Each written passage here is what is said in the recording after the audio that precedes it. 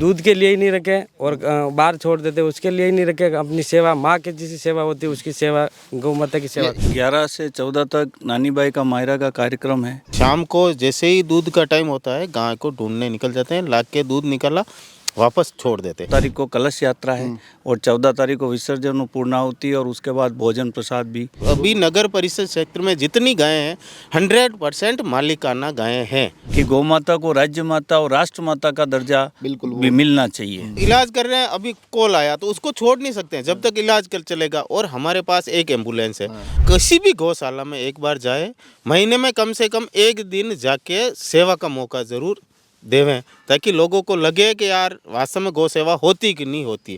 आज वैसे तो मैं राजसमंद जिला मुख्यालय पर गुड़ा और सनवाड़ के क्षेत्र में एक कार्यक्रम के कवरेज के लिए आया, मगर ये जो सब लोग थे और इन्होंने मेरे को आते ही कहा कि एक 10 मिनट रुकेंगे, गौ माता का इलाज चल रहा है तो थोड़ा सा वो देख लेते हैं। तो यहाँ आके मेरे को लगा कि कार्यक्रम की जो भव्य तैयारियाँ हैं, इसके बीच में भी जो गौ सेवा की जो भावना है, गौ माता की जो पूजा की और उनकी देखभाल की जो भावना है, वो सच में अद्भुत है।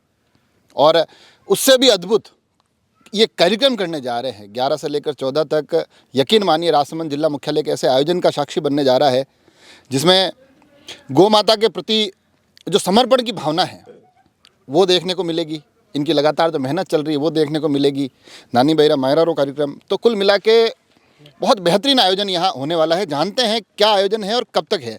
पहले तो जानना चाहता हूँ कि कार्यक्रम कब से कब तक है, क्या कार्यक्रम है और किसके द्वारा कार्यक्रम है। 11 से 14 तक नानी बाई का मायरा का कार्यक्रम है और गौ माता का कार्यक्रम है। गौशाला के संस्थान सनवाड़ की तरफ से कार्यक्रम है।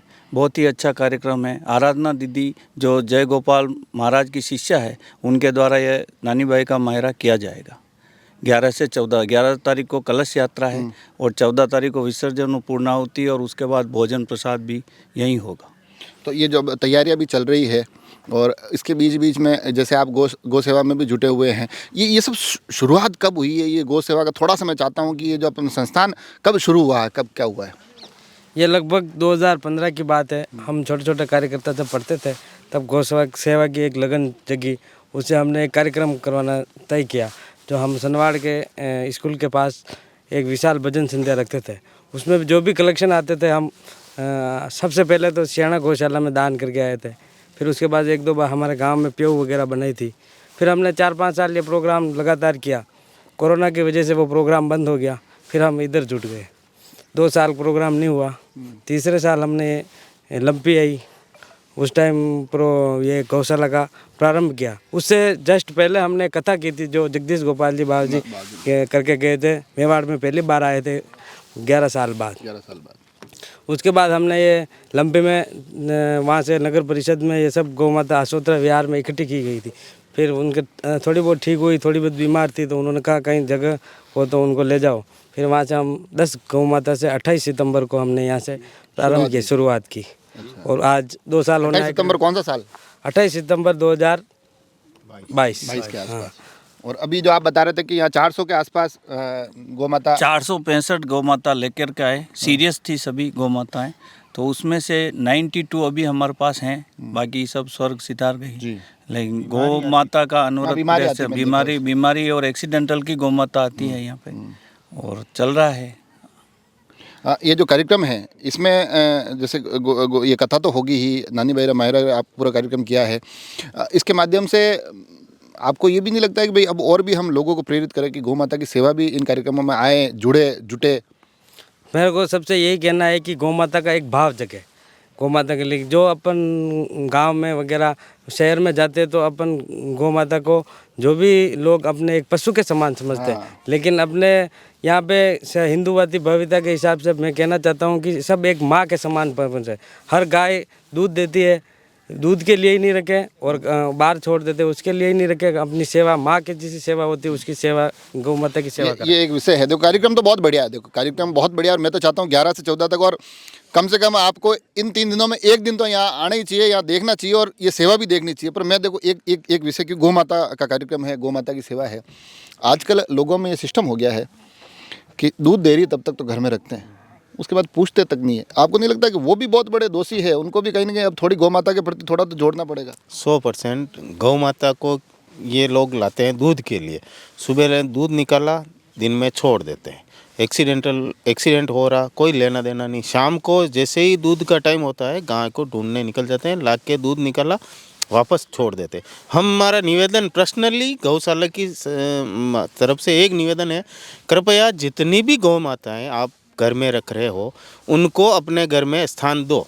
मतलब दूध के लिए ही नहीं कि भाई दूध निकाला 15 मिनट के लिए अपने घर पे लाए, दूध निकाला वापस रवाना कर दी। इससे हम भी परेशान और व्हीकल वाले 98% एक्सीडेंट केवल इन ये जो अभी नगर परिषद क्षेत्र में जितनी गायें हैं 100% मालिकाना गायें हैं। सब झूठ बोलते हैं कि भाई ये मेरी नहीं, ये मेरी नहीं, जबकि शाम की टाइम पे दूध निकाल देते हैं, सुबह दूध निकालते हैं। और मैं दूध का टाइम आते हैं कि ये मेरी है, मेरी है। और हम जैसे कोई गाय ब्याहने का टाइम हुआ, ब्याई, और वहाँ के लोग बाग हमारे को कॉल करते हैं, हम लेने पहुँचते हैं तो वो मालिक आ जाते हैं कि ये तो मेरी है साहब, तुम क्यों ले जा रहे हो? तो उसको छोड़ते ही क्यों है? हमारा प्रशासन से भी एक निवेदन है, सहयोग है, करे इन हमारा करे और इन लोगों को पाबंद करे कि कम से कम गाय को बाहर न निकालें। और एक विषय और है, देखो गौ भक्तों की एक पीड़ा भी यहाँ से मैं पहुँचाना चाह रहा हूँ। ये हमारे साथ पंजी खड़े हैं, पंजी सर्प मित्र हैं, ये जाते हैं, फ़ोन आता है। पंजी यार खूब बार ये भी होता है, मेरे पास फ़ोन खूब आते हैं कि जैसे ये पूरी आपकी टीम है, आपके पास फ़ोन आ गया, मान लो आप कहीं दूसरी जगह बिजी हो, अब आप वहाँ मौके पे नहीं पहुँच पाए थोड़ी देर में, तो लोग कहना शुरू कर देते, अरे कुछ गौ भक्त नहीं है यार, ये तो हमने फ़ोन किया आए नहीं। आपके साथ भी होता होगा, सांप के मामले में होता होगा। तो लोगों को समझना पड़ेगा कि ये आपकी नौकरी पे नहीं है, इनको भी जब समय मिलता है, कहीं दूसरी जगह व्यस्त होते हैं, तो थोड़ा ये यूँ नहीं है कि एक बार ही कहीं आधा घंटा लेट हो गए इन लोग बुरे शुरू कर देते, तो उन लोगों को भी थोड़ा समझना चाहिए। होता है मेरे साथ, होता है सर, हम फ़ोन भी करते हैं, थोड़े व्यस्त होने के बाद थोड़ी देर बाद आ जाते हैं, पर वो भी नहीं संभालते तो हम मौके पहुँच जाता है गो भक्त सर कोई भी ये बहुत होता है ये। लेकिन निवेदन ये है कि वो हमारे को गलत न समझे, क्योंकि हम भी सब परिवार वाले हैं, हमारे को कि नौकरी पैसा भी करना पड़ता है, काम धंधा भी जाना पड़ता है, उसमें समय निकालते हम गौ सेवा कर रहे हैं। कुछ लोग तो ये कहते हैं मेरे को गौ भक्तों में से कि साहब हम तो उस वक्त भी कोई दूसरी गौ माता का उपचार ही कर रहे होते हैं, उसी में टाइम लग जाता है, फिर भी लोग और वो इलाज कर रहे हैं, अभी कॉल आया तो उसको छोड़ नहीं सकते हैं जब तक इलाज चलेगा। और हमारे पास एक एम्बुलेंस है, अगर वो कहीं लेने गई हुई है, उसमें घंटा लगा, आधा घंटा लगा या 2 घंटे लगे, तो वो समय तो हमारे पास चाहिए, बाकी लाएंगे किसमें? एक ही एम्बुलेंस है। मैं चाहता था इस कार्यक्रम के माध्यम से आप तक ये पहुंचे। और निवेदन ये है कि एक बार किसी भी गौशाला में जाओ, वहाँ एक दिन रुको, फिर आपको रियलिटी पता लग जाएगा गौ सेवा करते हैं ये लोग या नहीं करते। बाजार में केवल बैठ के बातें करने से गौ सेवा का कोई लिंक नहीं है। अब आप देखो, और मैं आपको अभी इस कार्यक्रम तक वापस लेके आ रहा हूँ। आप अपने मन में गौ सेवा के लिए 1% भी भावना रखते हैं, मतलब आपके घर में गाय भी हो पर आपने कई बार उन गौ माता की परवाह नहीं की हो, कभी कुछ सोचा हो, अब ये 3 दिन आपके पास मौका है, आ जाओ गौ माता की सेवा में जो कार्यक्रम हो रहा है उससे जुड़ना चाहिए। हाँ, गौ माता को एक मेरा प्रशासन से निवेदन है कि गौ माता को राज्य माता और राष्ट्र माता का दर्जा बिल्कुल भी मिलना चाहिए। गौ माता को अगर राज्य माता और राष्ट्र माता का दर्जा मिल जाएगा तो सभी गौ माता की सेवा करेंगे, रोड पे नहीं छोड़ेंगे, उनको पाबंद किया जाए, ऐसा प्रशासन से निवेदन।